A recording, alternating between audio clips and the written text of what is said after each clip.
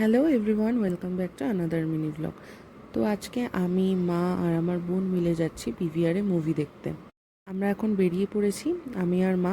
দেন আমরা পিভিআরে পৌঁছেও গেছি, বাট ওখানে গিয়ে একটু বোনের জন্য ওয়েট করতে হচ্ছিলো, বোনের আসতে একটু লেট হচ্ছিলো বলে। তো এখানে এমনি আমরা দাঁড়িয়ে আমি আর মা কয়েকটা ফটোজ ক্লিক করছিলাম। তারপরে তো বোন চলে আসার পরে আমরা হলে ঢুকলাম, ঢুকে মুভিটাও স্টার্ট হলো। আর মুভিটা দারুণ হয়েছে, আমাদের তিনজনেরই খুব খুব ভালো লেগেছে।